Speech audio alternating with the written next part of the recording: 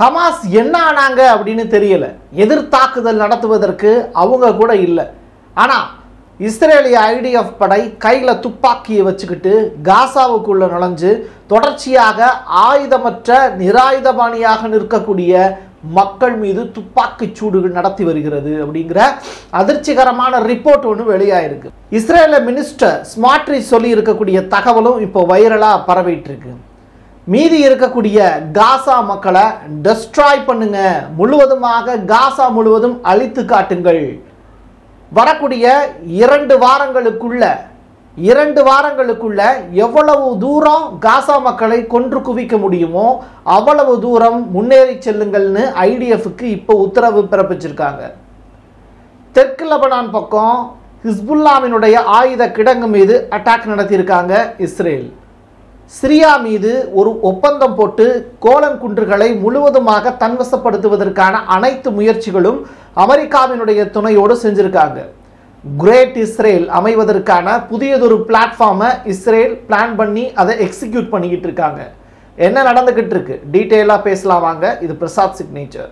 நீங்க ஒரு ஜேர்னலிஸ்டா இல்ல நியூஸ் ரீடரா வரணும்னு ஆசைப்படுறீங்களா? அப்படின்னா இது உங்களுக்கான பெரிய வாய்ப்பு. ஒரு பெரிய இலக்கோட அதற்கான முதல் படிக்கட்டு தான் இந்த பயிற்சி பட்டறை. தியரிட்டிக்கல் அண்ட் பிராக்டிக்கல் கிளாஸினுடைய முடிவில் சர்டிஃபிகேட்டும் கொடுக்கப்படும். தொடர்புக்கு 94493594 என் நம்பருக்கு காண்டாக்ட் பண்ணுங்க. நீங்க நம்ம சேனலுக்கு விளம்பரம் கொடுக்க விருப்பப்பட்டீங்கன்னா 94493594 இந்த நம்பருக்கு காண்டாக்ட் பண்ணுங்க.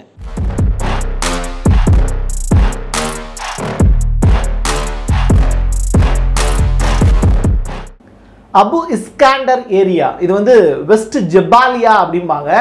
ஜெபாலியாங்கிறது ஒரு முகாம், அதாவது ஐக்கிய நாடுகள் சபையால் வைக்கப்பட்டு இருக்கக்கூடிய ஒரு முகாம். அதில் தான் மக்கள் வந்து தங்குவாங்க. யூஎனுடைய நேரடி கட்டுப்பாட்டுக்குள்ளே இருக்கக்கூடிய இடம். அந்த இடங்களில் தான் மக்களுக்கான பள்ளிக்கூடங்கள் இருக்குது, ஹாஸ்பிட்டல்ஸ் இருக்குது. இதெல்லாம் இருந்தது ஒரு காலகட்டத்தில். இப்போது ஜெபாலியா முகாம், லெனின் முகாம் இது எல்லாமே சேதமாயிடுச்சு. இப்போது அதற்கான பெயர்கள் மட்டும் வச்சு அழைச்சிக்கிட்டு இருக்காங்க. பில்டிங் எல்லாமே தரமட்டமாயிடுச்சு. இப்படிப்பட்ட நிலையில் அந்த ஜெபாலியா முகாம் இருந்ததாக கூறப்படக்கூடிய அந்த இடத்துக்கு பக்கத்தில் ஒரு பையன் சைக்கிளில் வந்துக்கிட்டு இருக்கான். சைக்கிளில் வரக்கூடிய காட்சிகளை பார்க்க முடியுது. ஆனால் அந்த பையன் ரொம்ப தூரம் வந்து சைக்கிளில் நிதானமாக வர முடியல. காரணம் என்னென்னா, பக்கத்தில் இருக்கக்கூடிய உடைந்து போன பில்டிங்கில் பட்டார் பட்டார்னு வந்து ஒரு சினிமா காட்சிகளை மிஞ்சக்கூடிய வகையில் அந்த காட்சியை பார்க்க முடிஞ்சுது. இன்றைக்கி லேட் ஆகிறதுக்கு காரணம் அப்படிங்கிறது யூடியூப்பில் அந்த வீடியோவை நம்ம அப்லோட் பண்ணோம். பட் அதை யூடியூப் ஏற்றுக்கல. அந்த பையன் வந்து கடைசியில் வந்து உயிர் தப்பிச்சிட்டானா இல்லையா அப்படின்னு கேட்டால் தெரியல. பட் அந்த சைக்கிள் வந்து முழுவதுமாக அந்த பக்கம் வந்து அந்த பையன் உழுகக்கூடிய காட்சிகள்லாம் அரங்கேறுது. அந்த பையன் உயிரோடு இருக்கானான்னு தெரியல. சினிமா காட்சிகளையே மிஞ்சக்கூடிய வகையில் IDF படை தொடர்ச்சியாக முன்னேறி செஞ்சுக்கிட்டே இருக்காங்க. அங்கே இருக்கக்கூடிய மக்கள் எல்லாத்தையும் கையில் வச்சுருக்கக்கூடிய துப்பாக்கியை வச்சு சுட்டுக்கிட்டு இருக்காங்க அப்படிங்கிற தகவல். இதை சொல்லும் போது ரொம்ப பதபதப்பாக இருக்குது. இது அங்கே நடந்துக்கிட்டு இருக்கு. நம்ம நேரடியாக நீங்கள் இந்த வார்த்தைகளை கேட்கும்போது ஒரு IDF படை வீரர் துப்பாக்கியை வச்சு அந்த குழந்தைங்க முன்னாடியும் பெண்கள் முன்னாடியும் முன்னேறி போயிட்டு இருக்காங்க. அவங்க கையில் ஒன்றுமே இல்லை, சாப்பாட்டுக்கான கையில் வந்து தட்டு மட்டும்தான் வச்சுருக்காங்க. அந்த பெண்கள் மீதும் குழந்தைகள் மீதும் ஆண்கள் மீதும் நிராயுதபாணியாக இருக்கக்கூடிய மனிதர்கள் மீது துப்பாக்கியை வச்சு நேராக பார்த்தீங்கன்னா உடலில் குறிவைத்து சுட்டு கொண்டு இருக்கிறார்கள் அப்படிங்கிற தகவல் வெளியாயிருக்கு. ஒட்டுமொத்த உலகத்திற்குமான ஷாக்கான ஒரு நியூஸ் இது. இதை பற்றி வந்து எத்தனை ஊடகங்கள் பேசிக்கிட்டு இருக்காங்க அப்படிங்கிறது நமக்கு தெரியல. பட் இதை ஆதாரங்களோடு நான் இப்போ உங்களுக்கு சொல்லிக்கிட்டு இருக்கேன். நெட்ஸாரிம் அப்படின்னு சொல்லிட்டு அங்கே ஒரு சைட் இருக்கு. அது வந்து பார்த்தீங்கன்னா அமெரிக்கா வந்து வார்பிளேனில் வந்து இல்லை அவங்க ஹெலிகாப்டர் மூலியமாக உதவி பொருட்களை அப்பப்போ வந்து ஹெலிகாப்டர்லேருந்து தூக்கி போடுவாங்க. அப்படியே அது சில நேரம் கடலில் விழுகும், சில நேரம் பேராஷூட்டில் தான் போட்டு விடுவாங்க. ஸோ அது எல்லாமே வந்து அந்த பொருட்களை எடுப்பதற்கு அந்த மாவு பொட்டலங்கள் கொடுப்பாங்க. அது வந்து மேலேருந்து தூக்கி போடுவாங்க. அதை வந்து காசா மக்கள் எடுத்துகிட்டு போய்ப்பாங்க. ஸோ இதுதான் இங்கே நடந்துக்கிட்டு இருக்கும், அவ்வப்போது நடக்கும். ஜோர்டானுடைய மன்னர் கூட வந்து அந்த மாதிரி வார்பிளேனில் டைரெக்டாக வந்து காசா மக்களுக்கு உதவிய காட்சிகள்லாம் நீங்கள் பார்த்துருப்பீங்க. ஸோ இப்படி வந்து அந்த நெட்ஸாரிம் அப்படிங்கிற அந்த சைட்டுக்குள்ளே மக்கள் வந்து என்ட்ராகி உணவு பொட்டலங்கள் கொடுக்க வர்றாங்க போல அப்படின்னு சொல்லி அவங்கள நெருங்குறாங்க. அப்படி போன மக்கள் மீதும் அங்கே இருக்கக்கூடிய IDF படை தொடர்ச்சியாக துப்பாக்கி சூடு அழுத்துறாங்க. கன் பாயிண்டில் வச்சு மக்களை வந்து கொலை செஞ்சுக்கிட்டே இருக்காங்க. இந்த காட்சிகள் உங்களால் கற்பனை கூட பண்ணி பார்க்க முடியாது. நம்ம வாழக்கூடிய உலகத்தில் எவ்வளவு பெரிய கொடூரங்கள் நடந்துகிட்டு இருக்கு அப்படின்னு. ஹாரட்ஸ் அப்படிங்கிற அந்த நியூஸ் பேப்பர், இஸ்ரேலிய நியூஸ் பேப்பர் தான் இந்த செய்தியை வெளியிட்டிருக்காங்க. ஓப்பன் ஸ்டேட்மெண்ட்டாகவே இதை உலகத்துக்கு சொல்கிறாங்க. என்ன தெரியுமா?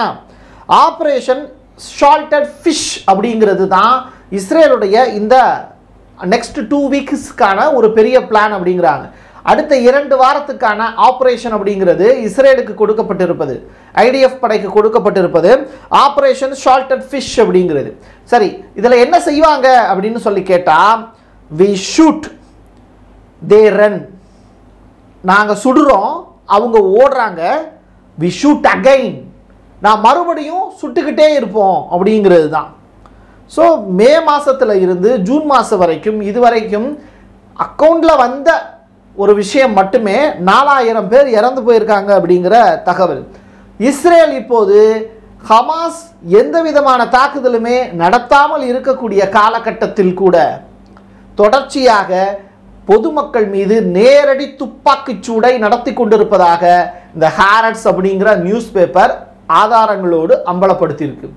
இதை உலகத்தில் எத்தனை சேனல்கள் பேசுகிறாங்கன்னு தெரியல. உலகம் முழுவதும் 2024 மட்டும் பாலஸ்தீனத்தினுடைய விடுதலைக்கு ஆதரவாக 4000க்கும் மேற்பட்ட போராட்டங்கள் நடந்தது.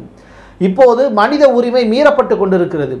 IAEA ஈரானுக்கு போய் சோதனை பண்ணுவேன் அப்படின்னு துடிச்சுக்கிட்டு இருக்கக்கூடிய இந்த நேரத்தில் ஐக்கிய நாடுகள் சபை இந்தியாவுக்கு பாகிஸ்தானுக்கு இடையில நடக்கக்கூடிய பிரச்சனையை பற்றி பேசாமல் இங்கே ஏர் இந்தியாவினுடைய விமானத்தை பற்றி எப்படி ஆக்சிடென்ட் ஆச்சு அப்படிங்கிறத ஐநா சபை தெரிஞ்சுக்கணும் அப்படின்னு ஆள் அனுப்புறதுல மும்முரம் காட்டக்கூடிய ஐக்கிய நாடுகள் சபை, இஸ்ரேல் டைரக்டா ஐடிஎஃப் படை கொத்து கொத்தாக மக்களை வந்து நேரடியாக துப்பாக்கி வச்சு சுட்டுக்கிட்டு இருக்கு, சினிமா பட காட்சிகளை மிஞ்சக்கூடிய வகையில். அதை தடுக்கிறதுக்கு ஐக்கிய நாடுகள் சபையில் எந்த ஆண்மகனாவது இஸ்ரேலோ நோக்கியோ இல்லை காசாவை நோக்கியோ புறப்படுவார்களா அப்படிங்கிற அந்த கேள்விக்கு பதில் தெரிஞ்சதுன்னா கமெண்ட் பாக்ஸில் பதிவு செய்யுங்க. இப்படிப்பட்ட நிகழ்வை நேரடியாக அங்கிருந்து ஒளிபரப்பு செய்து கொண்டிருந்த அஹ்மத் ஷாட் அப்படின்னு சொல்லிட்டு ஒரு பத்திரிகையாளர், ஒரு ஜேர்னலிஸ்ட் அங்கே மரணம் அடைந்திருக்கிறார் அப்படிங்கிற செய்தி. உலக பத்திரிகையாளர்கள் எல்லாம் உய்யாரமாக உட்கார்ந்து கொண்டு எதை சாப்பிட்டு கொண்டிருக்கிறார்கள் அப்படிங்கிற கேள்வி இந்த இடத்துல கேட்க வேண்டிய தேவை இருக்கு. பத்திரிகையாளர்களுடைய மௌனம் அப்படிங்கிறது மிகப்பெரிய அளவிலான ஆபத்தானது. CNN எவ்வளவு தூரம் முக்கி கத்துனா கூட கடைசியாக அதிகாரத்தின் கீழ் அவங்க அடிபணிஞ்சே ஆக வேண்டியது இருக்கு. IAEA டோட்டலாக வந்து பார்த்தீங்கன்னா ஈரானில் அணு உலை மீது தாக்குதல் நடத்தப்பட்டது உண்மைதான் அப்படின்னு CNN வந்து ரிப்போர்ட்டை இன்னைக்கு ஃபைல் பண்ணியிருக்காங்க. வேற வழி இல்லை, அவங்களுடைய ஜேர்னலிஸ்ட்டை பணியிடை நீக்கம் செய்ய சொல்றாங்க, அரெஸ்ட் பண்ணுவேங்கிறாங்க, மிரட்டுறாங்க, கருத்து சுதந்திரம் பதிக்கப்படுது. இப்போ அது ஒரு பக்கம் அமெரிக்காவிலே இந்த நிலைமை அப்படின்னா, இந்த அஹ்மத் ஷாடுங்கிற காசாவில் இருக்கக்கூடிய பத்திரிகையாளர் எப்படி தன்னுடைய உயிரை பாதுகாத்துக் கொள்ள வேண்டும்? முடியும்? வாய்ப்பே இல்லை. மைக்கை பிடிச்சிட்டு அந்த இடத்துல பிரஸ் அப்படிங்கிற அடையாளத்தோடு நிற்கக்கூடிய அவர் மீதும் துப்பாக்கி குண்டு பாய்ந்து இறந்து போய் விட்டாருங்கிற தகவல். டெய்லி மெயில் வெளியிட்டு இருக்கக்கூடிய அறிக்கையும் ரொம்ப பெரிய அளவில் ஒரு வித்தியாசமான ஒரு செய்தியாக தான் பார்க்கப்படுது. பணைய கைதிகள் 20 பேர் மட்டுமே இன்னமும் உயிரோடு இருக்காங்க, மீதி 28 பேர் வந்து பார்த்தீங்கன்னா இறந்து போயிட்டாங்க. அவங்க இஸ்ரேலால் கொலை செய்யப்பட்டிருக்கலாம் அப்படிங்கிறத ஹமாஸ் வந்து இப்போது ரிப்போர்ட்டாக கொடுத்துருக்காங்க. 50 பேரில் மீதி 2 பேருடைய நிலை என்னன்னு தெரியல அப்படின்னு டெய்லி மெயில் ரிப்போர்ட் சொல்லியிருக்காங்க. 2 வார காலத்திற்கு பிறகு என்ன நடக்க போகுது? அமைதி திரும்புமா? காசாவில் ஒட்டுமொத்தமாக அந்த மக்களை முடித்து விடுவதற்கான எல்லா வேலையையும் இப்போ இஸ்ரேலுடைய IDF படை செய்ய தொடங்கியிருக்கு. ஆனால் இதெல்லாம் ட்ரம்ப்புக்கு அதை பற்றி கவலையே கிடையாது. கடைசி கார்னர் வரைக்கும் மக்களை கொண்டு போய் கதற விட்டு அதற்கு பிறகு வந்து என்ன செய்ய போகிறாங்க அப்படிங்கிற அந்த கேள்வி இருக்குல்ல, அது ரொம்ப ரொம்ப முக்கியத்துவம் வாய்ந்தது. டைம்ஸ் ஆஃப் இஸ்ரேல் வெளியிட்டிருக்கக்கூடிய செய்திகள், நெதன்யாகு தொடர்ச்சியாக எகிப்துடனும் சிரியாவுடனும் பேச்சுவார்த்தையில் ஈடுபட்டு கொண்டிருக்கிறார் அப்படிங்கிற மாதிரியான தகவல் தான் வெளியாயிருக்கு. ஸோ அரப் கண்ட்ரிஸை பற்றி எங்களுக்கு கவலை இல்லை, அவங்க அமெரிக்கா சொன்னால் கேட்பாங்க, சிரியாவினுடைய மிக முக்கியமான கோலன் குன்றுகள் எங்களுக்கு வேண்டும், அதை எங்களுக்கு எழுதி கொடுத்து விடுங்கள் அப்படின்னு இஸ்ரேல் இப்போ அமெரிக்காவுக்கு தூது அனுப்பியிருப்பதாக செய்தி வந்து வெளியாயிருக்கு. ஸோ ரொம்ப ரொம்ப முக்கியத்துவம் வாய்ந்த ஒரு செய்தி என்ன அப்படின்னா, அல் ஜலானி அவர் சிரியாவை ஆட்சி பண்ணிக்கிட்டு இருக்காருல, ஏற்கனவே HTS குழுவுக்கு தலைவராக இருந்தார்ல, அவரோடு இப்போ இஸ்ரேலுடைய என்வாய் ஒருத்தர் போய் பேசியிருக்காரு அப்படிங்கிற சமீபத்திய ரிப்போர்ட் ஒன்று வெளியாயிருக்கு. இந்த அடிப்படையில் நீங்கள் ஒரு விஷயத்தை புரிஞ்சுக்கணும், சிரியாவில் இருக்கக்கூடிய கோலன் குன்றுகள் இஸ்ரேலுக்கு எழுதி கொடுக்கப்பட இருக்கிறது அப்படிங்கிற செய்தி. இதுவும் ரொம்ப முக்கியத்துவம் வாய்ந்தது. ஹிஸ்புல்லாவினுடைய பெரிய பெரிய அந்த ஏவுகணைகள் வைத்திருந்த இடங்கள், ஆயுத கிடங்குகள் மீது தொடர்ச்சியாக அட்டாக் அடுத்து நடத்திக்கிட்டு இருக்காங்க. ஸோ தெற்கு லெபனான் மீது அட்டாக் வந்து செஞ்சுக்கிட்டு இருக்காங்க. குறிப்பாக சொல்லணும்னா பிஇஏயு அப்படிங்கிற அந்த போர்ட் மீது பெரிய அளவிலான அட்டாக் நடத்தப்பட்டு கொண்டு இருக்கிறது அப்படின்னு செய்தி. தொடர்ச்சியாக அங்கே இருக்கக்கூடிய அந்த ஆயுத கிடங்குகள் மீது நடத்தப்பட்டு கொண்டு இருக்கக்கூடிய தாக்குதல் அப்படிங்கிறது ஹிஸ்புல்லாவை முழுவதுமாக மழுங்கடிக்க செய்யக்கூடிய வேலையாக லிட்டானி லிவரா முழுவதுமாக கைப்பற்றி அந்த ஒட்டுமொத்த லெபனானையும் அமெரிக்காவினுடைய ஆதிக்கத்துக்கு கீழே கொண்டு வரணும் அப்படிங்கிறதுக்கு தான் இஸ்ரேல் இப்போ உழைச்சிக்கிட்டு இருக்காங்க. அங்கே இருக்கக்கூடிய பிரசிடென்ட் ஆகட்டும், பிரைம் மினிஸ்டர் ஆகட்டும், முழுவதுமாக அமெரிக்காவினுடைய கைப்பாவைகள் தான், அதில் மாற்று கருத்து இல்லை. ஸோ ஹிஸ்புல்லாவை முடக்கிட்டாங்க, சிரியாவை எழுதி கொடுத்துட்டாங்க. அடுத்ததாக காசாவில் இருக்கக்கூடிய மக்களுக்கு என்ன கதி அப்படிங்கிறது தான் மிகப்பெரிய கொஸ்டின் மார்க். ஈரான் இப்போ முக்கியமான ஒரு ஸ்டேட்மெண்ட்டை அஜர்பைஜானுக்கு கொடுத்துருக்காங்க. 6 வார் பிளேனும் ப்ளஸ் சில ட்ரோன்களும் ஈரானை நோக்கி வந்துச்சு. அஜர்பைஜானை தாண்டி அது வந்திருக்கிறதுக்கான வாய்ப்பு இருக்குது. ஸோ உங்களுடைய ஏர்பேஸ் மீது எங்களுக்கு சந்தேகம் இருக்குது. ஸோ அது சம்பந்தமான விவரங்களை எங்களுக்கு கொடுங்க. நான் இது சம்பந்தமாக வந்து நேரடியாக வந்து ஆய்வு பண்ணுறதுக்கும் ரெடியாக இருக்கும் அப்படின்னு ஈரான் இப்போ அஜர்பைஜானுடைய தலைவருக்கு மெசேஜ் கொடுத்துருக்காங்க. நேற்றைய தினம் 6 வார் பிளேன் ரிலேட்டடான ஃபோட்டோ ஒன்று காமிச்சன்ல, அதனுடைய தொடர்ச்சியாக கூட இது இருக்கலாம். இஸ்ரேல் தாங்கிட்ட இருக்கக்கூடிய அணு ஆயுதங்களை கீழே போடாட்டி நாங்களும் தொடர்ச்சியாக அணு ஆயுதங்களை தயாரிப்பதற்கான முயற்சியில் ஈடுபடுவோம் அப்படின்னு ஈரானுடைய பிரசிடென்ட் பெசஸ்கியான் இப்போ பேசியிருக்கார். இது பெரிய அளவில் அதிர்வலைகளை ஏற்படுத்தியிருக்கு. அது மட்டுமல்ல, காசாவில் குண்டு போடுவதற்கு மட்டும் இஸ்ரேலுக்கு யார் தனிப்பட்ட அதிகாரமும் அங்கீகாரமும் கொடுத்தது? தொடர்ச்சியாக அங்கே மக்கள் மீது தாக்குதல் நடத்திக்கிட்டு இருக்கக்கூடிய இஸ்ரேலை யாரும் கண்டிக்க மாட்டீங்க. ஆனால் ஈரான் ஏதாவது ஒரு விஷயம் பேசினாலே அங்கே செறிவூட்டப்பட்ட யுரேனியம் எங்கே இருக்குது, அது எங்கே இருக்குது, இது எங்கே இருக்குது, ஐஏஏ கேள்வி கேட்குறாங்க. அதுக்கெல்லாம் பதில் சொல்ல வேண்டியது இருக்குது. எங்கள் நாட்டுக்குள்ளே வந்து சோதனை பண்ணுறதுக்கு நாங்கள் அனுமதி கொடுக்க முடியாதுன்னு சொன்னால் மட்டும் கொக்கரிக்கிறீங்க. காசா மட்டும் உங்களுக்கு என்ன கிள்ளிக்கிறையா அப்படிங்கிற கேள்வி அவர் கேட்டிருக்கார். நீதிமன்றத்தில் இப்போ ஊழல் வழக்கில் சிக்கி தவிக்கிறாரு நெதன்யாகு.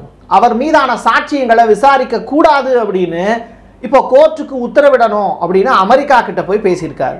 ஸோ அமெரிக்க அதிபர் ட்ரம்ப்பும் நெதன்யாகு மீது இருக்கக்கூடிய ஊழல் கரை துடைத்தடி இருக்க வேண்டும், அதனால அவர் மீது இருக்கக்கூடிய குற்றச்சாட்டுகளை விசாரிக்க கூடாதுன்னு சத்தமே இல்லாமல் டீல் பேசியிருப்பதாகவும் தகவல் வருது. பட் இது எந்த அளவுக்கு உண்மை அப்படின்னு தெரியல. ஆனால் நாளை அவர் மீது விசாரணை நடத்தப்பட இருக்கு. அதில் மிக முக்கியமான சாட்சியங்களும் இஸ்ரேலிய கோர்ட் வந்து விசாரணைக்கு உட்படுத்துவாங்க. இதில் அவருக்கு அரெஸ்ட் வாரண்ட் பிறப்பிக்கப்பட்டது அப்படின்னா அவர் ஜெயிலுக்கு போகிறதுக்கான வாய்ப்பு இருக்குது. அந்த அளவுக்கு டொனால்டு ட்ரம்ப் விட்டுற மாட்டார் அப்படின்னு சொல்லப்படுது. எது எப்படியாக இருந்தாலும் தொடர்ச்சியாக அரங்கேறி வரக்கூடிய சம்பவங்கள் ஆச்சரியமூட்டுது. அது நம்மளை அதிர்ச்சிக்குள்ளாக்கியிருக்கு. காசா மக்களுக்காக இறைவனை வேண்டுவோர் வேண்டலாம், ஜனநாயகத்தின் மீது நம்பிக்கை உள்ளோர் அதற்கான முயற்சிகளில் ஈடுபடலாம். ஆயுதம் ஏந்திதான் சுதந்திரத்துக்காக வித்திட முடியும் அப்படின்னு நினைக்கக்கூடியவர்கள் அதற்குண்டான வேலையும் அங்கே செஞ்சுக்கிட்டு இருக்காங்க. அடுத்தடுத்து அரங்கேறக்கூடிய தகவல்களுடன் மீண்டும் உங்களை தொடர்பு கொள்கிறேன். என் கையெழுத்து என் மக்களுக்கானது உறவுகளே. நன்றி, வணக்கம். தென்னிந்தியாவின் கட்டடக்கலை ராஜாக்கள் creator constructions and north west interiors. குறைந்த விலையில் தரமான பொருட்களான உங்களோட கனவு இல்லத்தை பிரம்மாண்டமா கட்டி கொடுக்கறாங்க கிரியேட்டர் கன்ஸ்ட்ரக்ஷன். அதோட இன்டீரியர் டிசைனால உங்களோட வீட்டை அழகாக்குறாங்க north west interiors. Residential and commercial constructions சூப்பர்வா இருக்கணும்னா தொடர்புக்கு 72990799. நீங்க நம்ம சேனலுக்கு விளம்பரம் கொடுக்க விருப்பப்பட்டீங்கன்னா 94493592 இந்த நம்பருக்கு கான்டாக்ட் பண்ணுங்க.